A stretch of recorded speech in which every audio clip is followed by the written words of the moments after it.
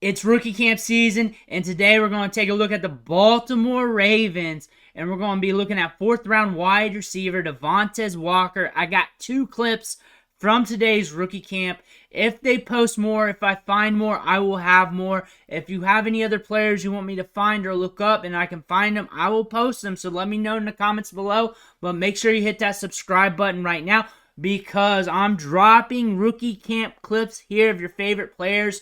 Whatever I can find, I will share, even if it's 1 5-second clip. If I find it, I will just hold it, wait for more. If not, I'll just release it and do a quick little video on it. Hit that button. Stop missing out because I'm covering your favorite players behind the scenes on rookie camp, training camp, mini camp.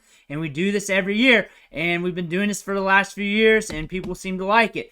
But here we're taking a quick look at Devontez Walker. I got 2 clips, pulled these from social media. And we're just going to run through these. And then I'll talk ball on Devontez Walker as well. Talk fantasy, dynasty fantasy football.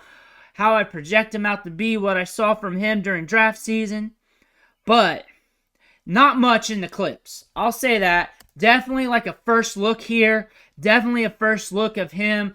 Just with the coaches taking a look under the hood. See what they got out of him. They're just trying to get a feel of their players. That is what rookie camp is. Trying to get some of the terminology down, the basics, learning names of people and all that, learning who your coaches are.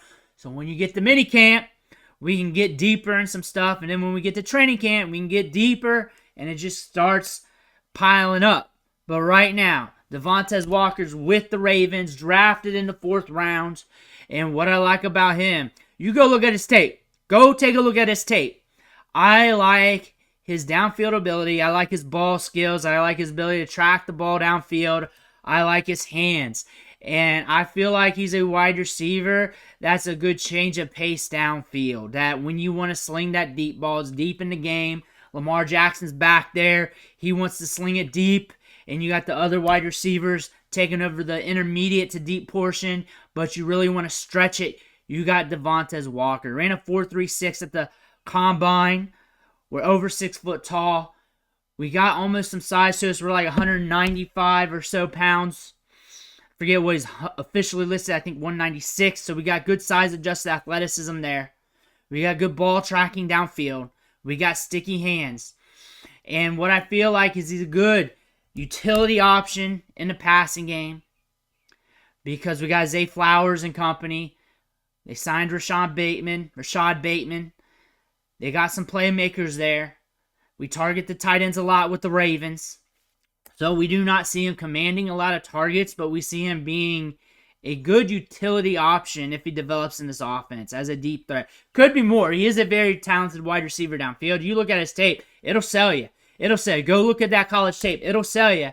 Had a good ADOT in college, a deep ball guy to help you stretch the field, has that 4.3 speed, and they're always looking for wide receivers like this in the middle rounds.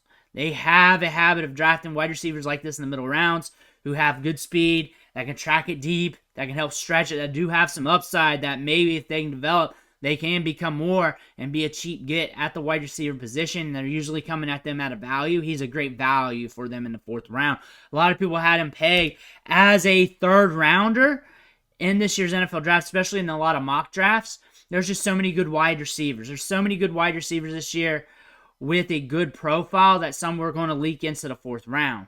I think you're getting a 3rd round talent here at 4th round price tag. I think he's better than what you got him drafted at. I think that's a great price tag for the Ravens. You got a good wide receiver here with a lot of potential, and if he can tap into it, he can be much more than just a guy on your roster. I think you have that, which is a good thing. Not all 4th rounders are going to hit. Of course, the deeper you get down the draft, the odds start to stack against you. You got other wide receivers. But the thing about him is if he's on the field, and he's on the field a good portion, he's running routes, it's going to be deep routes. Because he's got good ball skills for fantasy football. First off, for basic fantasy redraft, you're not drafting him this summer. But maybe you keep an eye in season, and maybe he comes a guy you pick up off waivers, but you got to have some things to unfold for that to happen. He's got to develop. You got to get on the field. For Dynasty, right now, he's a stash play, but considering he's a deep threat, and if he starts seeing snaps, and that could be as early as the first couple weeks into the season, or next year, or never, But if he starts seeing snaps, he could be a volatile option due to the deep ball, due to him getting downfield and then pushing it. And he could have some volatile upside games for you. And he could develop to much more. He is talented. He is talented. And maybe they got to make a change. Maybe Mark Andrews gets hurt again, and they got to start whipping it to the wide receivers a little bit more. And things open up due to him stretching the field or something. You know how things change mid-season. That being said, he's a stash play in Dynasty, and you're waiting to see what happens. You're waiting to see what the value is going to be in the future, whether you buy, sell, or hold. But there is some upside here. A lot of people liked him during the draft process. Ravens fans, a lot of people liked him during the draft process, especially before the Senior Bowl. The Senior Bowl did not go too well for him. That might be one of the reasons why he didn't get drafted in the third round, because he did run a 4.36. He did well at the Combine. But the Senior Bowl did not go too well for him, had some drops in practices. You heard a lot about that on social media. You heard a lot of rumors about coaches talking about that at the practice and other scouters and whatnot over there. You heard a lot about that. That being said, that's such a small sample. Look at his tape from his college days. You'll see the ball skills. You'll see the downfield ability. You'll see the quicks. You'll see the speed. I think Tez Walker's got a lot of upside. He just needs to develop and harness it. It could be there. It's just potential right now. But the thing is, you got him in the 4th round. It's a great value. Could be a great utility option in your passing game. And if he could develop to much more, couldn't hurt. Couldn't hurt. Could be a great option for you. Let me know what you think in the comments below. Make sure to hit that subscribe button on the way out. I want to thank you for watching. Catch you on the next video.